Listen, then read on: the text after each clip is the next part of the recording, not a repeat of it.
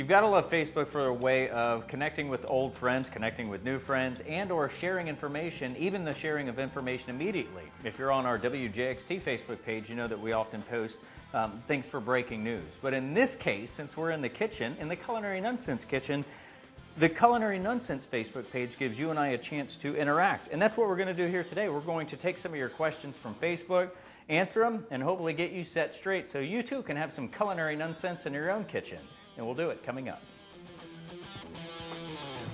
It seems from the likes and even some of the pictures you've been sharing, you've been busy in your own kitchen creating some Culinary Nunnsense, and I want to thank you for the question and also take some time to answer. And we'll start with the first question, which deals with this right here, the avocado. And the question is, how can I tell when an avocado is ripe? Thank you, Suzanne, for the question.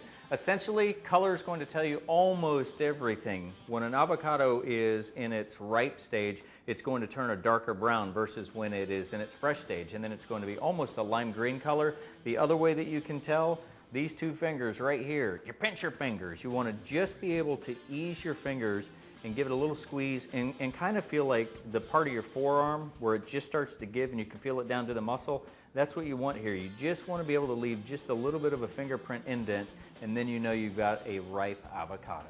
Thank you, Suzanne, for your question.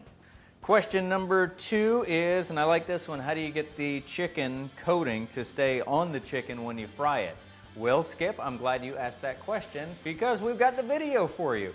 Culinary Nunnsense Facebook page, if you go back, you can find where we were doing frying in the 3-step process. And those 3 steps are just like this. Take your protein, after you've seasoned it, salt and pepper, into flour. You want to lightly dredge it. Basically, you're just giving it a little skim coat here into the wet stuff, which can be either milk, it can be an egg wash, or it can just be a whipped egg, and then back into another dry ingredient, which could either be breadcrumbs or breadcrumbs combined with cheese, or it could just be another round of flour as you get ready to fry, like maybe you're making chicken fried steak, or maybe even chicken fried pork chops, or maybe just chicken fried chicken. I think if you try those 3 steps, you'll find that your coating will stay on your chicken, and you too will be saying, this is good chicken.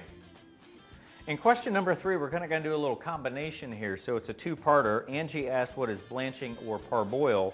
And Helen asked, if I parboil ribs, doesn't that lessen the flavor? So let's start with parboiling for Helen and Angie. Number 1, blanching and parboiling are not the same. Parboiling is almost partially cooking is the way that you could look at it. So let's take potato salad, for instance.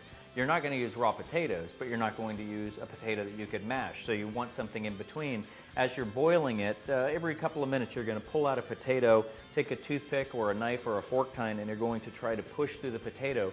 When it offers you the give to go all the way through, but the resistance so you can tell that it's not quite done, there you've achieved parboiling. Now when it comes to the ribs, there are some people that still parboil their ribs and they think that it adds more tenderness to them. What makes ribs and or any of those tougher meats tender is cooking it low and slow. So the parboiling there, yes, it's a technique. Yes, a lot of people do it.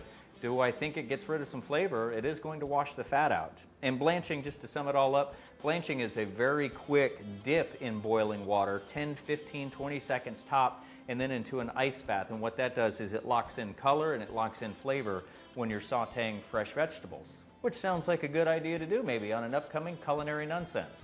Thank you for your questions. If you have any more, remember you can always reach us at Culinary Nunnsense at Facebook, or you can send it in to newsforjacks.com right there on our Culinary Nunnsense page, and the email will come right to me.